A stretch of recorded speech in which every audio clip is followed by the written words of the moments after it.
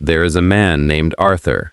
Arthur has a comfortable life. He has a fast car, a reliable car, a car that handles the commute with perfect efficiency.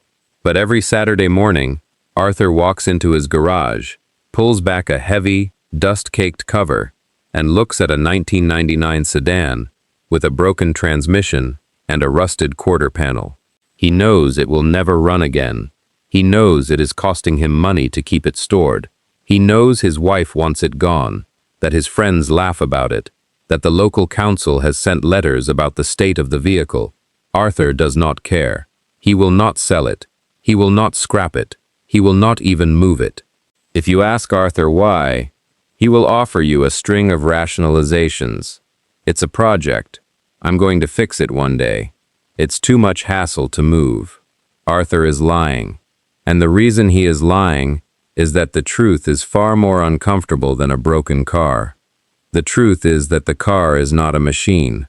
The truth is that for Arthur, and for millions of people just like him, selling the first car is not a transaction. It is an act of erasure. In the study of adult development, we speak often of identity continuity, the psychological sense that you are the same person you were at 20. But this sense is fragile. It is constantly eroded by the sheer speed of change, by new jobs, new cities, new losses, new versions of yourself that seem to bear no resemblance to the last. Psychologist Russell Belk, in his work on the extended self, argued that we use physical objects to anchor this fragile continuity, to hold the self in place when it threatens to drift away. The first car is the most potent of these anchors. It was the physical container for your first adult freedom. It witnessed the first mistakes, the first road trips, the first moments where you realized you were entirely in charge of your own life. Selling that car is not just selling a vehicle. It is losing the physical evidence of that pivotal, irreplaceable version of you. Psychologists who study autobiographical memory have established that our most durable memories are encoded during periods of peak emotional intensity. Your 20s. That first car did not just take you places. It recorded you. It absorbed the emotional resonance of the conversations held inside it. The fear, the hope, the desperation, the certainty. This is what we call involuntary memory, the ability of a sensory cue to trigger a flash of emotional experience that is as vivid as the original event. The smell of the interior, the precise resistance of the steering wheel, the sound the latch makes when it closes. These are not just sensory inputs. They are keys. Selling the car throws away the key to your own archives. And some people, terrified of the loss of their own history, refuse to let that happen. Modern life is a machine designed to accelerate, update, upgrade, replace, move forward. The refusal to sell the first car is a quiet, stubborn act of psychological reactance, a refusal to allow the outside world to dictate the terms of your evolution. It is the physical equivalent of saying, "I will not be erased. I will not move at your speed." Psychologist Jennifer Aker has studied the role of meaning-making in consumer choices, and her findings are stark. We do not hold on to things because they are useful. We hold on to them because they are meaningful. And in a world where almost nothing is built to last, where everything is ephemeral, the one thing you own that has survived for 20 years becomes a protest against the ephemeral nature of everything else. There is a layer to this that is rarely discussed in automotive content. Grief. For many people, the first car is the last container of a specific, painful, beautiful kind of love. Maybe the person who sat in the passenger seat is gone. Maybe they left. Maybe they died. Maybe the car itself was bought with a parent who is no longer here. Psychologists who study continuing bonds in grief argue that letting go of objects associated with the deceased is often framed as healing, but it is frequently experienced by the bereaved as a second, profound loss. The car is a sanctuary where the memory of that person still feels tangibly present.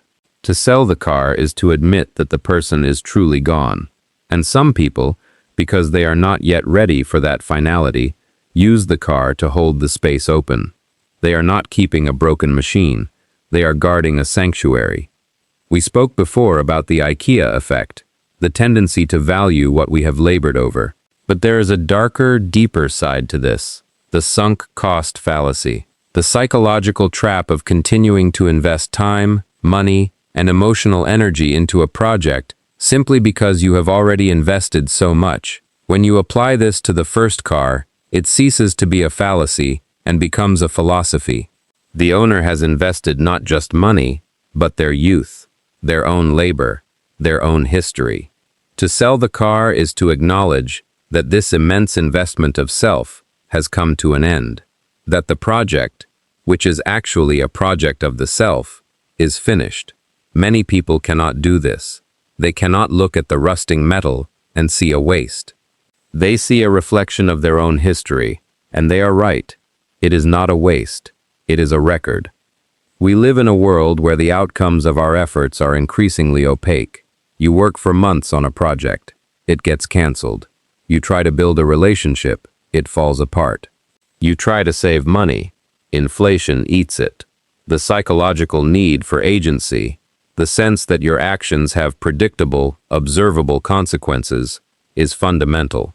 The car is a system of finite parts. If you turn the bolt, it tightens. If you clean the metal, it shines. If you replace the part, it works. It is a domain of absolute, manageable agency. The refusal to sell the first car is, for many, the refusal to relinquish the one place where they are still genuinely effective, where they are still the mechanic of their own world, where they are still in charge. There is a final, poetic layer to this. The first car is the physical manifestation of the threshold of adulthood. It is the object that carried us out of the home of our parents and into the world of our own making. To sell the car is to close the door on that transition. It is to accept that you are no longer the person who is becoming. You are now the person who has become. This is a move toward a settled, predictable, adult existence. And for some people, even those who are ostensibly living very settled adult lives, that transition still feels like a loss. Keeping the first car is a way of saying, I am still the person who is arriving. I am not yet finished. I am not yet settled. I am still on the road. We call it sentimental. We call it hoarding. We call it a project that will never be finished. And maybe, in the language of economics, all of those things are true. But the language of economics has nothing to say about the psychology of identity, about the way we build ourselves out of the things we refuse to throw away. The car is not the point. The car is the evidence. Evidence that you were once young, that you once had a future that was entirely your own, that you once loved something enough to keep it, even when the world told you it had no value. Arthur is not keeping a broken car. Arthur is keeping his youth. And in a life that takes everything else from you, knowing what you refuse to give up is the most important thing you own. Why did you never sell yours? Or if you did sell it, do you regret it? Tell me the story of your first car and why you couldn't let it go in the comments. If this channel goes somewhere most automotive content is afraid to go, not into the transmission, but into the psyche, subscribe to Driven Psyche. We go deeper every week into the mind behind the machine.